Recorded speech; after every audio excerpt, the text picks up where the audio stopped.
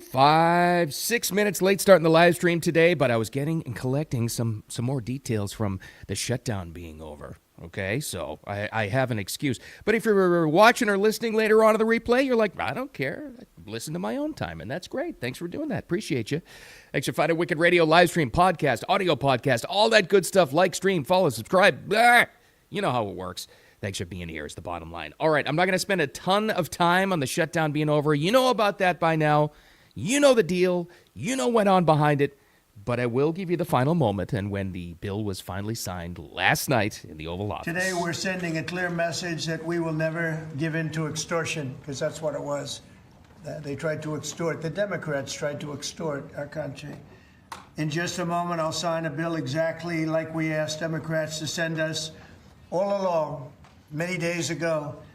This cost the country $1.5 trillion, this little excursion that they took us on. That's what I was waiting for. What was the final tally? What was the cost? You know, a cost in number in black and white on a balance sheet. That was the cost. But it was a lot more than that. It was a cost of trust, I think. It was a cost of time, frustration. If you were stuck in an airport, as millions of people were over the past couple of weeks because of the backlog and the air traffic controllers, you know the frustration. Maybe it cost you a job interview. Maybe it cost you a vacation. Maybe it cost you an employee. I don't know, but it cost you. So that's what happened. But again, I spent a lot of time yesterday on the podcast talking about this. There's always a rebound effect. There's always a counter effect to this. And again, to follow up on yesterday's theme, what may happen? What good things could possibly come from this? Well, maybe a lot of things. I talked about this yesterday. I think it's closer than ever to becoming a reality. We got to fix this healthcare system. So I'm always willing to work with anyone, including the other party. We'll work on something having to do with healthcare. We can do a lot better. We can do great. So much money is involved, and we're willing to pay so much money to the people. So we're going to pay a lot of money to the people. They're going to go out and buy their own health care, and we're going to forget this Obamacare madness. Forget this madness. We're going to give the money to the people. It's all to the people. Now, speaking of people, and he did mention there, I'd like to work across party lines, which is what it should be, which is possible.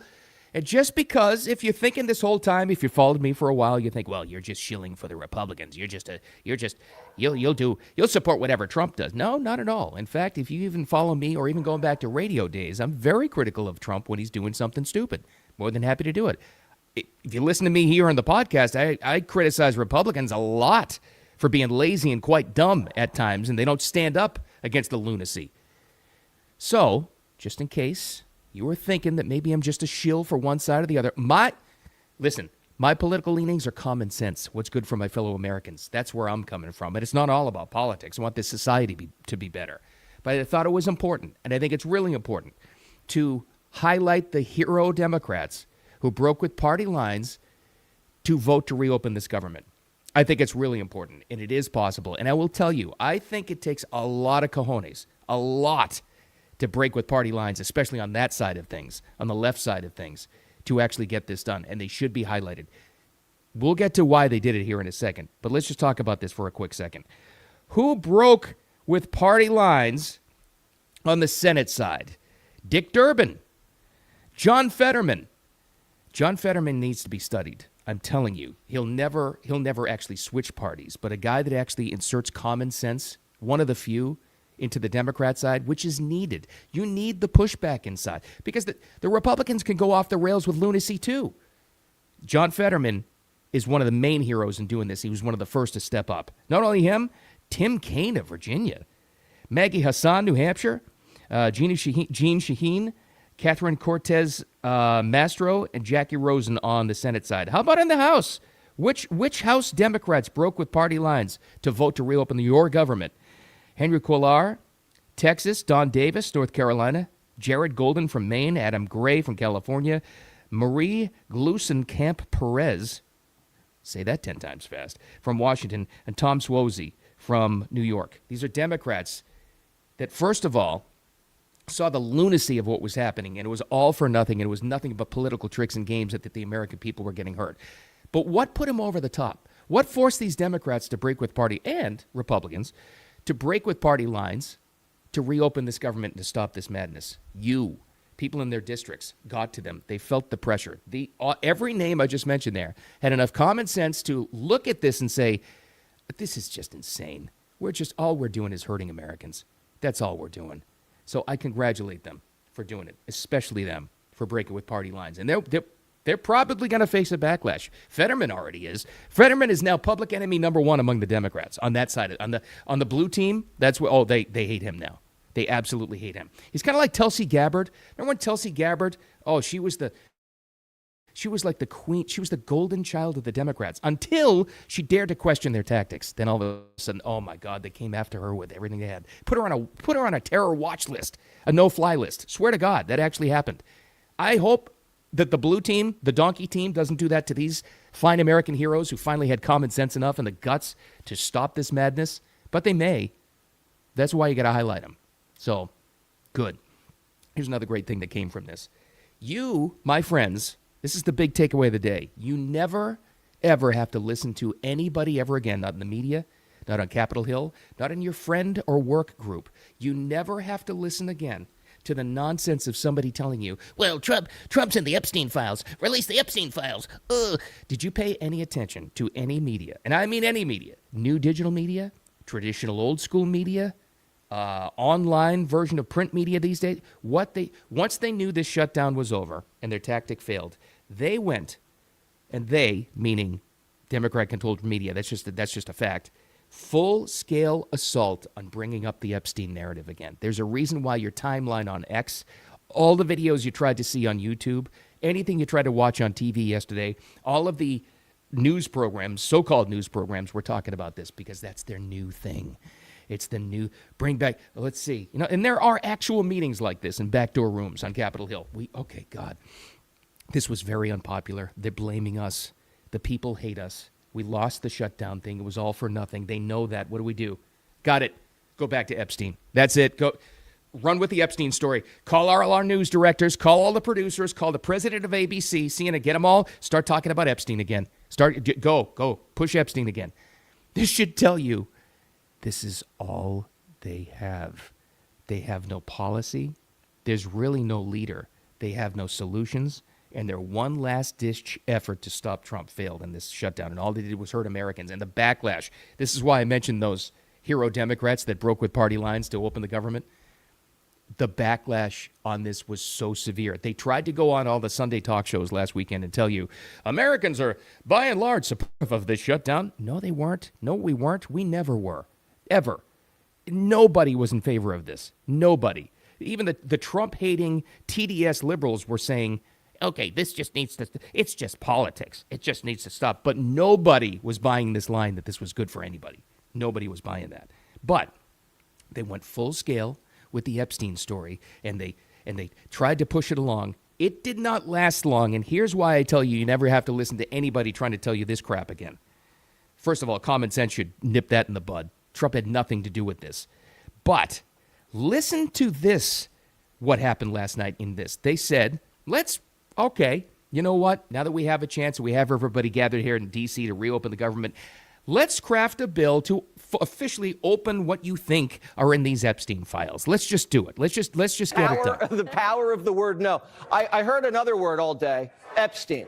Yeah. What happened with the Epstein deal today? Well, Tim Burchett made a motion. It's something called unanimous consent to basically say all members of the House of Representatives agree that this should be released, and the Democrats voted to block it. So if you don't... Hold on. Whoa. Hold on a minute. Whoa, hold on a minute. First of all, what? So they were clamoring all day long to reopen the Epstein files. That was their new narrative. But there was a bill to do just that, and they blocked it. Also, did she just mention Tim Burchett? Tim Burchett from Tennessee, become one of my favorites? She sure did. Let's see what he said. If he was the guy to introduce the bill, here's what he said. Hey, everybody, Tim Burchett just left the House floor, and I tried to do a UC, unanimous consent, tried to get the Epstein files, get it straight to the floor, just to cut out all this nonsense. And, and the Democrats blocked it, oddly enough. Now, here they've had it for 4 years, and they obviously, if there's something there about Trump, they would have released it. And now they're all, let's get it out. Well, I just made a motion to bring it straight to the dadgum floor, and they blocked it. They blocked it. So this is politics. It has nothing to do with doing what's right. I mean, it's Washington, D.C. This is why I love that guy. Let's just get it to the dadgum floor. That's the kind of guy you need in there. I hope that guy does well. I really do. He's representative from Tennessee, one of their districts. All right. Let's call their bluff. You want this? Let's put it to a vote. And they blocked it because they don't really want anything released. This is all nonsense. All they want to do is get it out in the media to try to smear the president once again. This is all this is. All right, let's get it out to the dadgum vote. And they didn't. Now, this is how it relates to you and me and everybody else who has to listen to this nonsense. I repeat again, you never now officially, this is great, you should celebrate this. You now officially never have to listen to anybody in your family, friend group, work group, social group, media for sure, telling you that Trump is somehow connected to the Epstein files, the magic naughty word, because they offered them a vote to officially open whatever the hell you think is in there, and they blocked it. They're full of, excuse the language, shit on this, which means you don't have to listen to it. So, some annoying person at work talks to you about this. Well, Trump's in the Epstein files. Good. Oh, really? Why'd the Democrats vote to block opening them? And leave it at that, because they have no answers. And then they're probably going to, go spin off out of control because they're just, broken these days. But it is what it is. So that's another good thing that happened. This is the biggest story of the day, and no one's talking about it. No one. Biggest. Do you know how many Americans, your fellow Americans, have died of fentanyl overdoses? In total, the peak was 2023. You know how many? You want to hear this? 550,000 Americans have died of fentanyl overdoses. 550,000. Never called a health crisis. Never called a threat. Never called a weapon of war. We all know the materials were built and made in China. We know that. We've known that for years. Years, which means something could have been done about this, and something was finally done. The pipeline of chemicals that make fentanyl, designed to kill Americans, designed to do it, has now been cut. This is FBI Director Kash Patel just yesterday making that announcement. Biggest story of the day, and no one is talking about it. At a level never seen before. While at Ministry of Public Security headquarters, I met with my counterpart at MPS, where the Chinese government agreed on a plan to stop fentanyl precursors. What does that mean? The People's Republic of China has fully designated and listed all 13 precursors utilized to make fentanyl. Furthermore, they have agreed to control 7 chemical subsidiaries that are also utilized to produce this lethal drug. Effective. So it could have been done before. All it took was a change in administration. This was one of those campaign promises. If you didn't vote for Trump, no big deal. If you hate Trump, no big deal. Doesn't matter. Because what this means is less Americans are going to die from a weaponized drug designed to kill Americans. That's not hyperbole. That's not, tricked up for the live stream. That is a fact. It is a weaponized drug to cripple Americans. And by the way, of the 550,000 Americans that died of fentanyl overdoses over the past few years, again, peaking in 2023, you know what the main age group was? Number one, 18 to 25. That's the demographic. Finally, something was done, which could have been done years ago. It could have been done. Took a lot of work. I understand that. It took a complete effort. FBI, at some level, I'm sure the CIA, Department of Justice, Pam Bondi had to get together with her Chinese counterpart. Could have been done. And now it is. And it's just amazing to me. And no one's talking about it. But that's a massive, massive win right there. I would think if nothing else happens, if none of this, if they don't blow up the filibuster and none of the mandate that this country gave the Trump administration to get done gets done, and hopefully that's not the case, I'd have to look back at this as still a success simply because of what happened yesterday to cut the fentanyl supply. That's how dangerous this was. Man, no one's talking about it, but whatever. All right, I want to wrap up today. It's a little bit short. Sorry about that. Started late, ending short. That's not too good. What kind of effort is there, Bill? But I thought this was huge, and this is what it's going to start to take. Remember yesterday I was just talking about the sports media and how it seems like woke media still is thriving in sports media. It just, I don't know, it just is, mainly because of ESPN. Well, this is interesting, and this is one of the things that stops that. You may know Pat McAfee, big big show, broadcast show, and podcaster and live streamer, but ESPN carries it because he's got such huge numbers. He was a punter for the Colts. He was so he's got all kinds of NFL experience. A punter that's built like a linebacker, which is interesting. But he does this show. He's got an off-way, and he does, I think, College Game Day on ESPN too. Anyway, big media personality. So on Tuesday, on Veterans Day, he goes on this long explanation, and he put this show together, which was amazing. And he even did it in the shutdown, which he said was another hurdle to climb over. But they did his show from Parris Island. Wound up having President Trump on the phone, had Pete Hegseth, ordered a bunch of military. I think they even did the show in front of the statue, the Iwo Jima statue. I don't know, but it was a big, huge thing honoring veterans, and a lot of work, as you can imagine, went into producing that thing. Well, he took a massive amount of backlash. You'll hear here. Different kind of. It's a really long diatribe he goes on. I'm going to try to just jump to the end here. Hopefully that works. But he took a lot of backlash from viewers saying and emailing him and threatening him and saying they'll never watch the show again. I'm going to guess he also took a lot of backlash from his ESPN bosses, which he doesn't seem to, care about. He'll push right back. He has before, push back against them. This is what it's going to take to stop this kind of stuff. Strong language in this, if I can find this audio correctly. But this is the kind of pushback we're all going to have.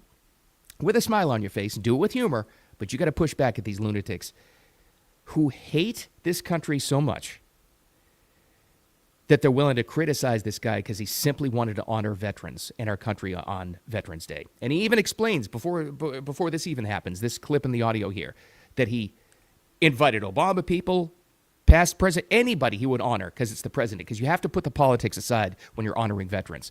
Here's Pat McAfee just yesterday, and I'll jump around a little bit to get to the big part. And there is an F-bomb in here if I can find it right, but here you go.